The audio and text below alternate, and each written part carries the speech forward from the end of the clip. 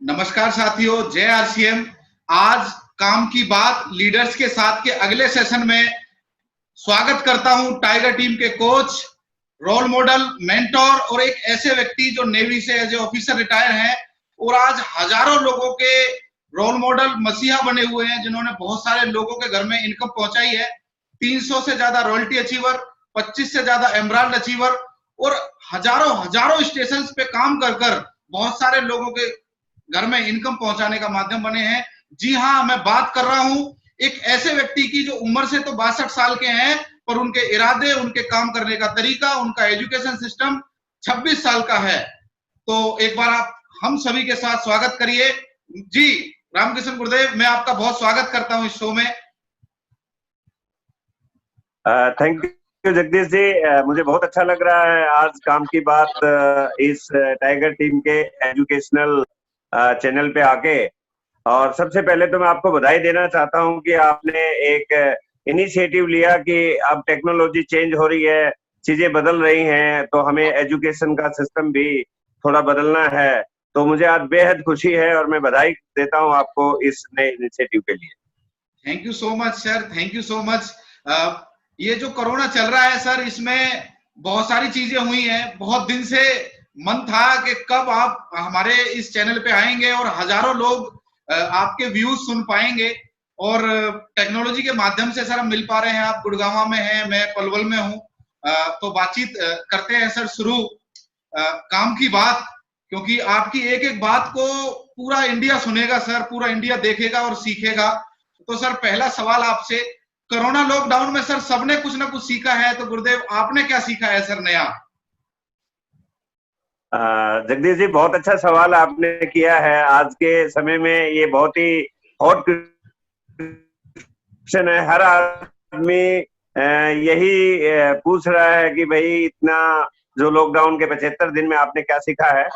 तो दोस्तों, जगदीश जी, मैं एक ही बात बताना चाहता हूँ अपने पूरे टाइगर टीम को कि इस लॉकडाउन में हमने बहुत कुछ सीखा है। वैसे तो जिंदगी में हर समय व्यक्ति सीखता रहता है, लेकिन ये 75 दिन लॉकडाउन के थे, इनमें वो चीजें सीखी हैं जो जिंदगी में शायद ही कभी हमें सीखने को मिलती।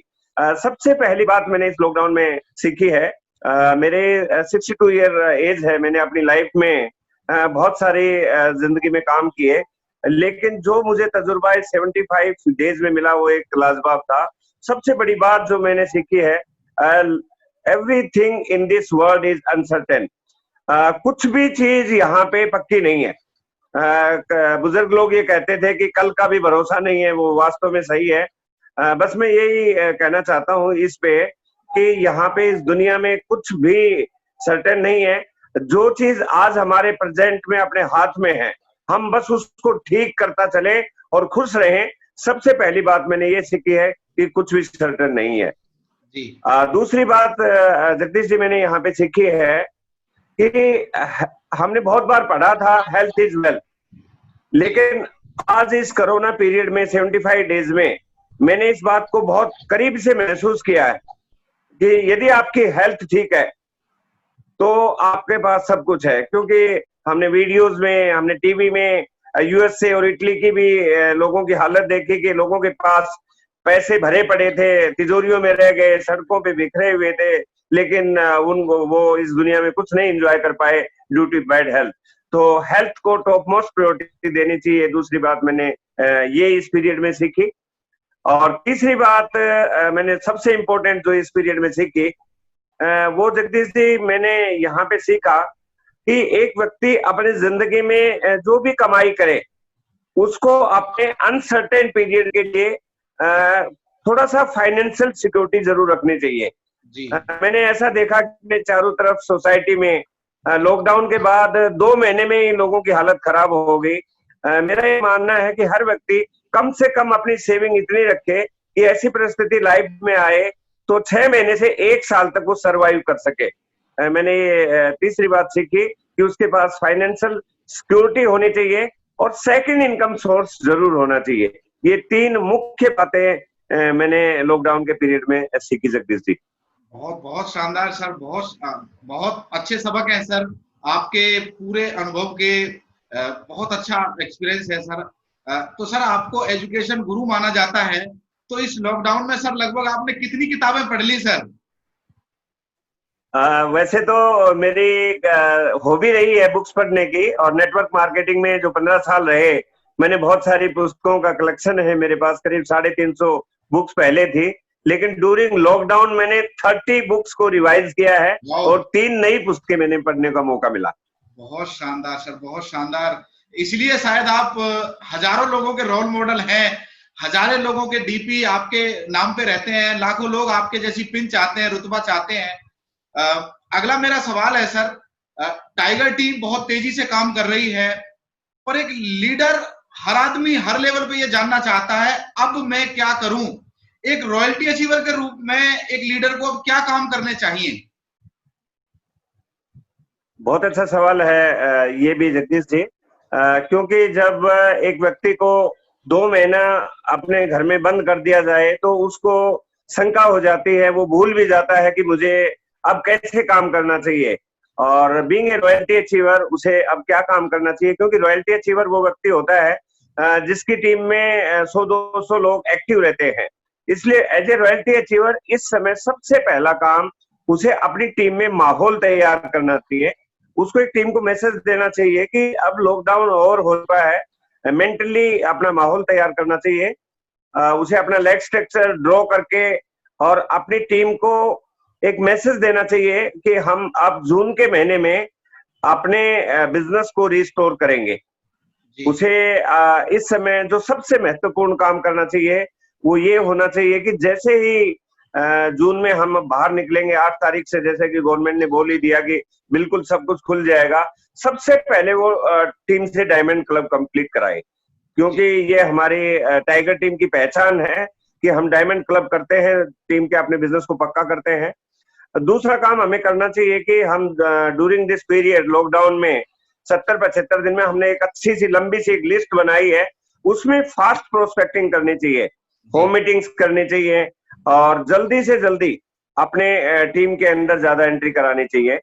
तीसरी बात, रॉयल्टी अचीवर को इस समय उसे ये सोचना है कि यदि मुझे रॉयल्टी मेंटेन करनी है तो टीम के नीचे जो लोग हैं अपने लेग स्ट्रक्चर में vital level, specially beginner, learner और ओपनर लेवल, उनके ऊपर काम करना चाहिए, उनकी परचेज को बढ़ाना चाहिए, ज्यादा से ज्यादा अपनी दुकान उनको खुलवानी चाहिए।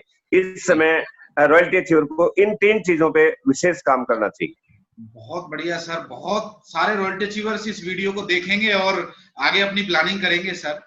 तो ऐसे लॉकडाउन में सर अपनी दुकान की वैल्यू कुछ ज्यादा बढ़ गई है, तो उसके ऊपर थोड़ा बताएं सर कि अपनी दुकान की क्या वैल्यू है सर लॉकडाउन के पीरियड में सर? ये भी बहुत अच्छा आपका क्वेश्चन है जगदीश जी, कि मैंने पर्सनली महसूस किया है जिस जगह पे मैं रहता हूँ, मेरे अड़ोस पड़ोस में जो 30-40 फैमिली रहती हैं, यहाँ एक छोटी सी दुकान है, बाकी मेन मार्केट में तो कोई जा नहीं रहा, हमारे इधर कॉलोनी में सब लोग उतर जा रहे थे। तो मैंने जैसे जैसे हम लोगों के साथ खड़े होते हैं, मैंने बताया कि भाई यहाँ पे सामान ऐसा मिलता है, सामान के बारे में लोगों को बताया, और मैंने उनको ये अपने जो प्रोडक्ट अपने पास मेरे पास घर में रखे थे, क्योंकि अपनी दुकान मेरे पास पहले से ही थी, 30-40 हजार का प्रोडक्ट एफएमसीजी में हमेशा रखता था, न्यूट्रिशन। तो मैंने लोगों को, किसी को चाय बताई, किसी को ये बताया, मैंने उनको कम रेट में भी दी, डिस्काउंट रेट में भी दी, और मैंने बताया कि भाई देखो आपको बाजार में जाना नहीं है और यहाँ से आप ले सकते हो। तो उससे मेरे वो रिटेल कस्टमर बन गए। मैं सभी लोगों को, टाइगर टीम के हर लीडर को ये कहना चाहता हूँ कि अपनी दुकान आने वाले समय में एक बहुत बड़ा काम कर सकती है। इस समय जो लॉकडाउन पीरियड खुल भी रहा है, लेकिन जो केसेस बढ़ रहे हैं कोरोना के, हमें नहीं पता कि गवर्नमेंट की कल क्या पॉलिसी हो जाए, इसलिए हमें तुरंत अपने घर में कम से कम 20 से 25 हजार का एफएमसीजी और न्यूट्रिशन रख लेना चाहिए, ताकि आने वाले समय में कम से कम हम तो यूज कर सके 2-3 महीने में। इसलिए ये जरूर, मतलब अपनी दुकान एक बहुत महत्वपूर्ण सब्जेक्ट है इस समय। जी जी जी, बहुत बढ़िया सर, बिल्कुल सर, मैं आपकी बात से पूरी तरह सहमत हूँ। जिन भी लोगों के पास अपनी दुकान में स्टॉक था घर पे, वो सेफ भी रह पाए, सुरक्षित भी रह पाए, और उन्होंने अपना रोटेशन बहुत अच्छा बनाया, बिजनेस में ग्रोथ की। तो ऐसे टाइम में सर अगर किसी को अपनी पिन बदलनी हो, स्पेशली चाहे वो वाइटल पिन अचीवर हो, चाहे रॉयल्टी पिन अचीवर हो, चाहे टेक्निकल अचीवर हो, तो उसको पिन बदलने के लिए सबसे ज्यादा किस बात पे फोकस करना चाहिए सर? कोई एक ऐसी बात जिसमें वो फोकस कर ले, कोई ऐसी बात जिसको वो पकड़ ले और वो उसकी पिन बदल जाए। हाँ, ये भी एक बहुत अच्छा सवाल है कि देखिए, हमारा वैसे टाइगर टीम का वैसे भी टारगेट है कि हम अपने बिजनेस को, मार्च वाला बिजनेस को हम वापस लाना चाहते हैं और टीम बहुत एक्साइटेड है। मैं रॉयल्टी अचीवर्स लेवल के व्यक्ति को एक मैसेज देना चाहता हूं कि सबसे पहले तो अपने वो लेग स्ट्रक्चर को ड्रॉ करके ये देखे कि उसके लेग स्ट्रक्चर में जो भी व्यक्ति करीब मार्च के महीने में 2000 बिजनेस वॉल्यूम करता था, अब वो मेंटली भी तैयार हो गया है कि अब मुझे अपनी दुकान खुलानी है, तो अपनी दुकान के ऊपर वो ज्यादा काम कर सकता है ताकि परमानेंट बिजनेस हो जाए। टेक्निकल बनने के लिए 3 महीने उसे 8% रॉयल्टी पे जाना होता है, तो रॉयल्टी को परमानेंट करने का अपनी दुकान एक पहला काम हो सकता है। 2000 बीवी से ऊपर वाले लोगों को अपनी दुकान खुलवाए। दूसरा, हमारे पास एक लिस्ट है, एक अपने ही लोग जो आईडी टर्मिनेट हो गई थी, अब हम आराम से, क्योंकि आईडी टर्मिनेट हुई है इसलिए हुई है कि वो लोग कोई दूसरे काम करने लगे, लेकिन इस समय किसी का कोई काम नहीं चल रहा है। हम उनके पास जाके, आईडी टर्मिनेट उन्हीं लोगों की हुई जो हमारे लोग थे, किसी वजह से वो सामान नहीं खरीद पाए या हम उन तक नहीं पहुंच पाए, अब उनको दोबारा रीएक्टिवेट कर दें तो हमारे पास बहुत सा बड़ा बिजनेस वॉल्यूम हमारे पास निकल सकता है।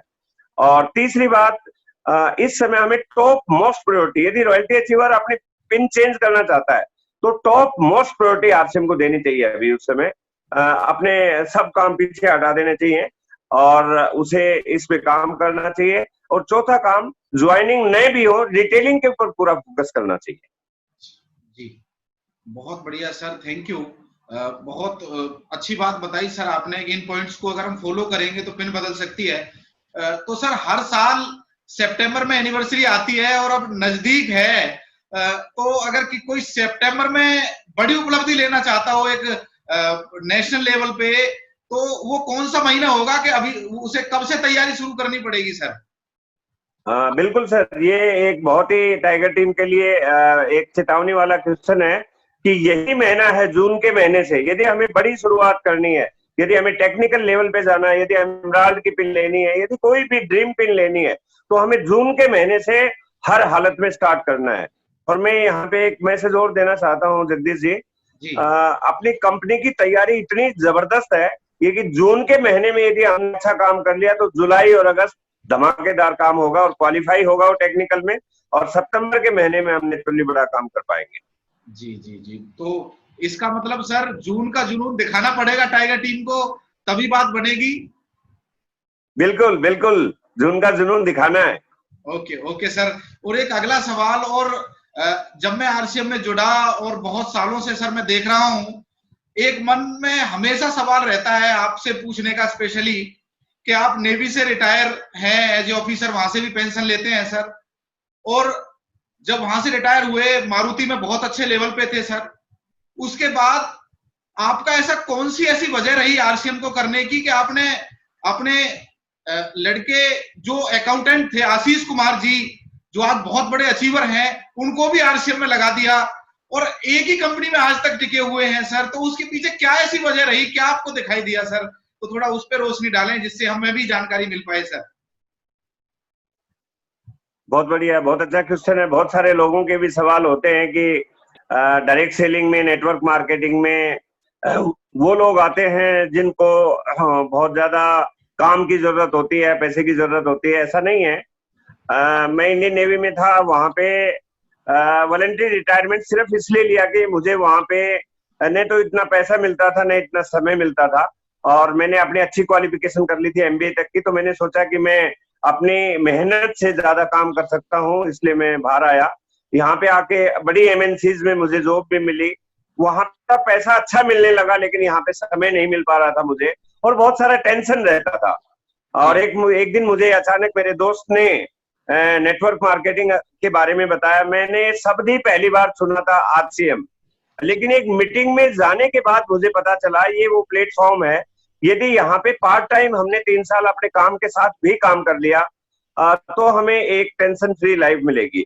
और मैं आज एक ईमानदारी से अपने 60 साल की लाइफ के एक्सपीरियंस के आधार पे एक बात मैं आपको विश्वास के साथ, दावे और गारंटी के साथ कहता हूं कि हिंदुस्तान में यदि आज यदि टेंशन फ्री लाइफ जीनी है और अच्छी जिंदगी जीनी है तो नेटवर्क मार्केटिंग या डायरेक्ट सेलिंग इंडस्ट्री से अच्छा कोई प्लेटफॉर्म नहीं है। और मेरा 15 साल का एक्सपीरियंस है डायरेक्ट सेलिंग को लेके।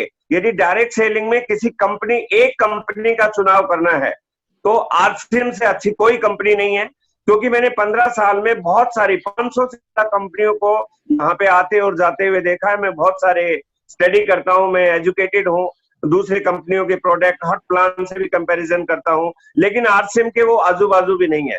मैं एक सिंपल सी बात कहता हूँ, यदि हम नेटवर्क मार्केटिंग में आते हैं तो भविष्य के लिए आते हैं कि हमारी आने वाली पीढ़ी को भी ये इनकम जाए। यदि हम किसी कमजोर कंपनी के साथ रुकेंगे, काम करेंगे, तो 5 साल में कंपनी भाग जाएगी तो हम क्या करेंगे। इसलिए हमें आरसीएम जैसी मजबूत कंपनी के साथ जुड़ना चाहिए।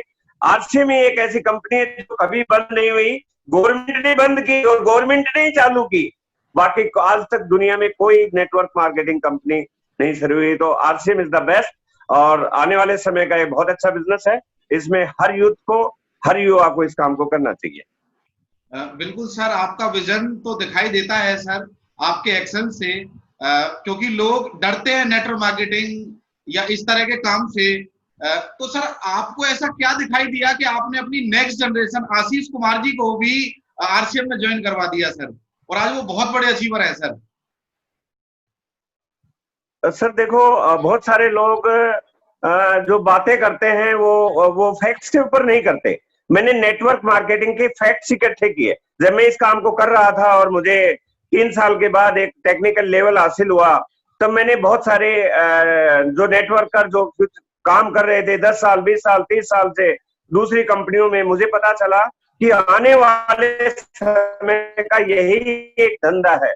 इसलिए मैंने अपने बेटे को, जो अकाउंटिंग का काम करता था, चार्टेड अकाउंटिंग का, उसको वहां से निकाल के और इस बिजनेस में लेके आया। और आज मुझे बड़ी खुशी है कि वो एक रूबी लेवल पे है। और मैं सभी पेरेंट्स को एक मैसेज देना चाहता हूँ कि इस अपॉर्चुनिटी को हल्के में नहीं लें। और अब तो कोरोना के बाद तो मैं बोल रहा हूँ कि कितने सारों की लोगों की जॉब चली गई है। ये अपॉर्चुनिटी आने वाले 5 साल में हिंदुस्तान में इतिहास रचेगी।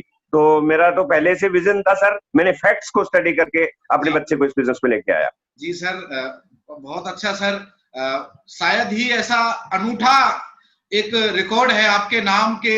ऑलरेडी आप बहुत बड़ी पिन पे हैं और आपके परिवार में आपके सुपुत्र श्री आशीष कुमार जी भी एक बहुत बड़े लेवल पे हैं। स्टार रूबी और रूबी एक ही घर में और बहुत बड़ी इनकम, बहुत बढ़िया सर।